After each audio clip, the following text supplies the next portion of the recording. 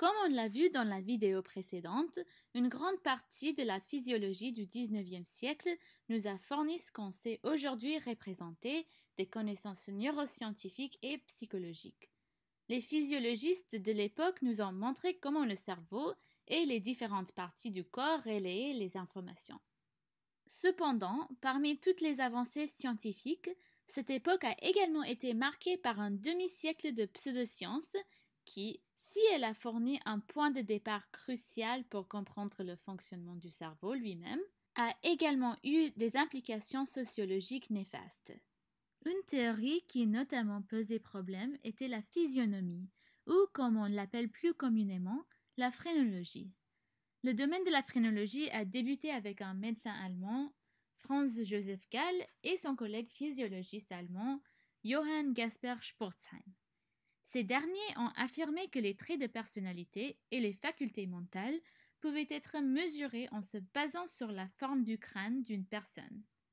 Ils pensaient que les différents traits correspondaient à différentes parties du cerveau et qu'en inspectant les bosses et les creux sur le crâne, il était possible de comprendre les capacités mentales et les traits de caractère de tout individu. Les bosses correspondaient à des traits bien développés et les creux à des traits sous-développés.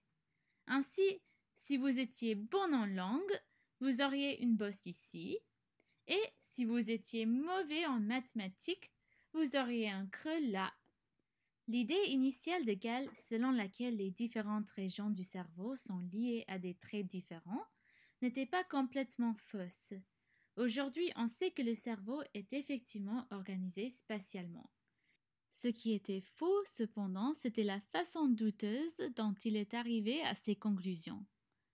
Il a observé des patients atteints d'une anomalie congénitale appelée encéphalite. Il s'agit d'une anomalie où des parties du crâne se détériorent au cours du développement du fœtus. Il a établi une corrélation entre tout défaut de leur capacité mentale et les parties manquantes du crâne. Il a également conclu, à tort, que le crâne se formait autour du cerveau et donc que la forme du crâne correspondait aux capacités cérébrales. Gall et d'autres phrénologues ont ensuite généralisé ces conclusions pour les appliquer à l'ensemble de la population.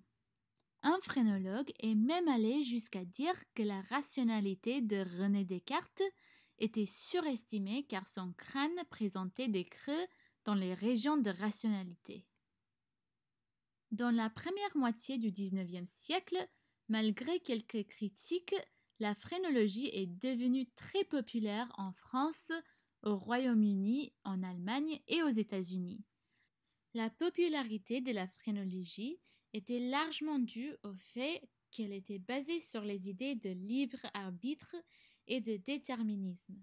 Si vous entraîniez correctement vos différentes compétences, votre crâne et donc votre cerveau se développerait dans ces domaines un peu comme les muscles. Pendant cette période, la société était divisée en noblesse, classe supérieure, classe moyenne et classe ouvrière. La phrénologie est devenue populaire dans ces populations de la classe ouvrière et de la classe moyenne car elle permettrait à celles-ci d'améliorer leur situation sociale et d'obtenir une mobilité ascendante en formant certaines parties de leur cerveau. Pour la classe supérieure et la noblesse, la phrénologie a confirmé que leur statut social élevé était dû à la structure idéale de leur cerveau. Il existe une autre raison pour laquelle la pseudoscience de la phrénologie était si populaire. Il s'agit de sa nature pratique.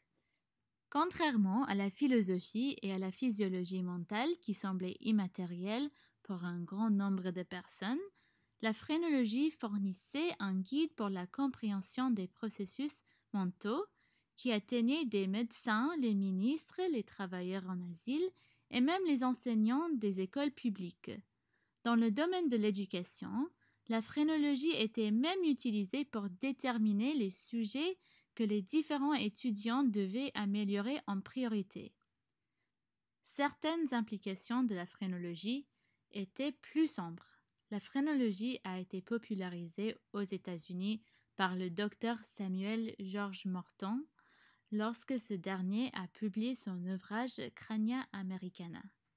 Il a utilisé la phrénologie pour affirmer que les Amérindiens et les Afro-Américains étaient inférieurs aux Caucasiens en raison de la forme de leur crâne. Cette idée s'est répandue aux États-Unis et en Europe.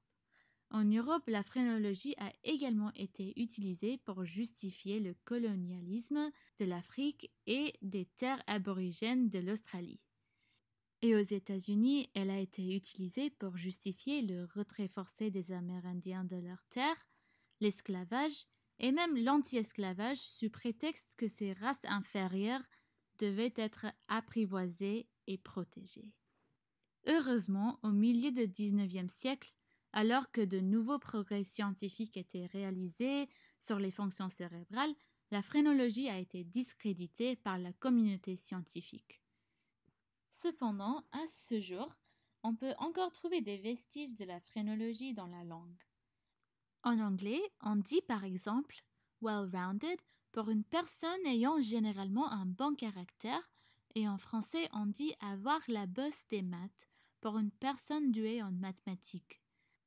Et bien que la phrénologie ait été largement discréditée, il reste une leçon importante à tirer afin d'être vigilant sur la façon dont les idées pseudo-scientifiques peuvent avoir des impacts durables et néfastes sur la société. Si la phrénologie était reconnue comme une pseudoscience, ces affirmations ont poussé la communauté scientifique à mieux comprendre le fonctionnement des différentes parties du cerveau. L'un des premiers scientifiques à discréditer les conclusions des phrénologues a été Pierre Fleurens, un physiologiste français ayant cherché à étudier la structure du cerveau. En 1825, il a utilisé une technique appelée ablation chez les animaux afin de comprendre le fonctionnement du cerveau. Cette technique d'ablation consistait à détruire une partie du cerveau pour observer les effets comportementaux qui en résultaient. Fleurens a constaté qu'il existait une certaine localisation spatiale, mais il a conclu à tort que le cerveau fonctionnait comme une unité entière.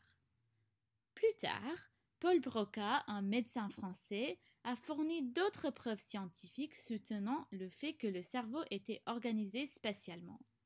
En 1861, Broca s'est rendu à l'asile de l'hôpital du Bicêtre à Paris, où il a rencontré un patient qui présentait une perte progressive de la parole et une paralysie, mais qui conservait toutes ses autres facultés cognitives. Peu de temps après l'admission du patient à l'hôpital, celui-ci est décédé et Broca a pu examiner son cerveau. Il a constaté que ce cerveau présentait des lésions dans l'hémisphère gauche, que l'on appellera plus tard la zone de Broca. Il a donc conclu que cette partie du cerveau était responsable de la production du langage. Des comptes rendus plus détaillés de l'organisation spatiale du cerveau proviennent de deux scientifiques allemands, Gustav Ritsch et Eduard Hitzig, qui ont mené des études sur des animaux. À partir d'une étude sur des chiens, ils ont pu utiliser la stimulation électrique dans le cerveau afin de déterminer où se trouvait la bande motrice. Lorsqu'ils ont stimulé électriquement la partie gauche de cette zone du cerveau, ils ont découvert que les muscles droits du chien bougeaient. Et lorsqu'ils ont stimulé le côté droit de cette zone, les muscles gauches du chien bougeaient. Cette zone sera plus tard connue sous le nom de cortex moteur. Dans l'ensemble, les preuves scientifiques du milieu du XIXe siècle nous ont montré que le cerveau était effectivement organisé spatialement, mais pas du tout de la manière dont les phrénologues le pensaient au départ. Merci d'avoir regardé cette vidéo.